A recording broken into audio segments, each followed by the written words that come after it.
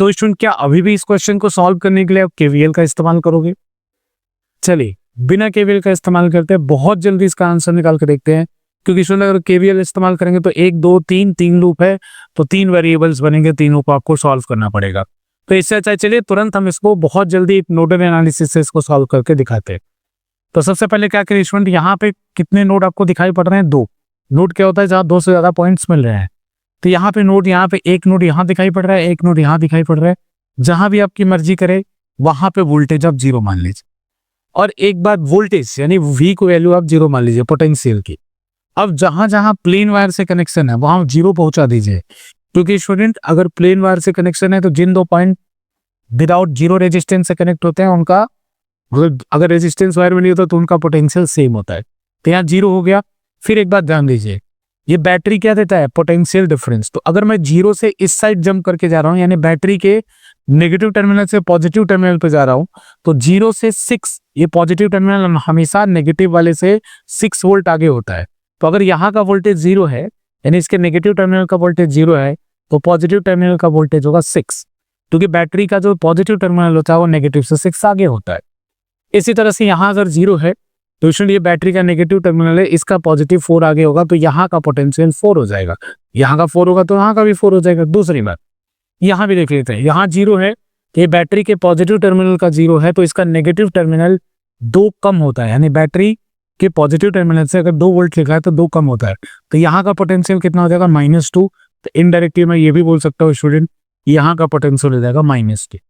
अच्छा, और देखिए ये अगर 4 है और ये अगर 4 है, तो बैटरी के नेगेटिव साइड में 4 है, तो पॉजिटिव साइड में कितना हो जाएगा? 4 + 4, क्योंकि नेगेटिव में 4 है, +4 और ऐड कर दीजिए 8।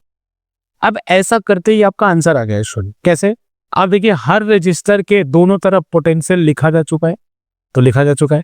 अब चलिए मैं बताता हूं आपको इस रजिस्टर में करंट कितना होगा। इस रजिस्टर में करंट होगा पोटेंशियल डिफरेंस V/R, पता है ना आपको ओम्स लॉ। तो V क्या होता है? Potential difference. तो यहाँ पे पोटेंशियल कितना है? 8। यहाँ पे पोटेंशियल कितना है? 0। पोटेंशियल डिफरेंस कितना हुआ? 8 - 0 8। रेजिस्टेंस कितना हुआ? 2। तो करंट कितना जाएगा स्टूडेंट? 8/2 यानी 4 एम्पियर। अगर इसमें 4 गया है तो इस पूरी ब्रांच में करंट क्या जाएगा? 4 एम्पियर।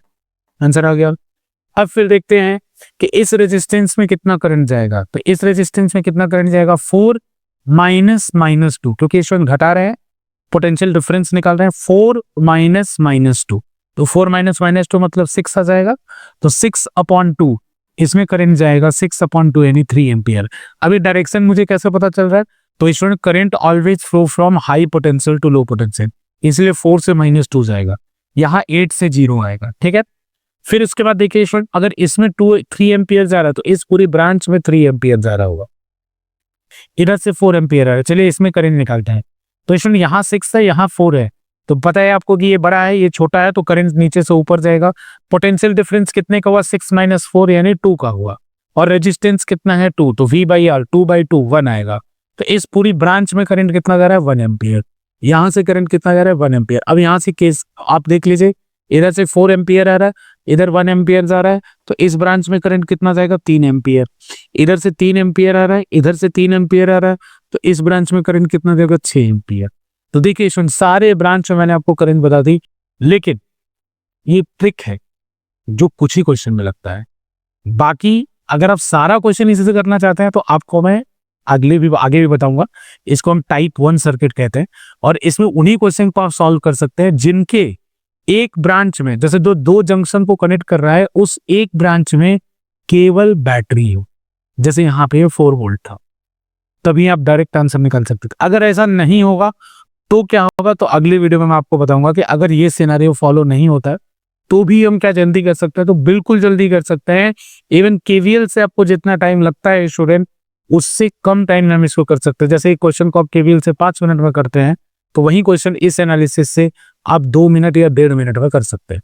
अगर केवीएल से उस क्वेश्चन को सॉल्व करने में जिसमें 3 लूप आ जाए, एक पतंग वाला क्वेश्चन 12th वाले बच्चों को याद होगा जो पूछा गया था 2025 या 24 में, उस क्वेश्चन को सॉल्व करने से केवीएल में आपको काफी टाइम लग जाएगा, 15 से 20 मिनट भी लग जाता है। उस क्वेश्चन को भी आप इसके थ्रू जो एनालिसिस में अभी करा रहा हूं उसके थ्रू आप कम से कम 3 से 4 मिनट में कर सकते हैं, जो केवीएल से 15 से 20 मिनट में जाएगा। तो इसमें ये मेथड काफी प्रोडक्टिव है, लेकिन मैं फिर बता रहा हूँ ये मेथड एक स्पेशल मेथड है, इसका ये टाइप 1 है। इसके 3 टाइप है टोटल, तो टाइप 1 2 टाइप और है, तो जो अगला मैं वीडियो बनाऊंगा उसके अंदर आपको दूसरा टाइप भी लेके आऊंगा। Thank you.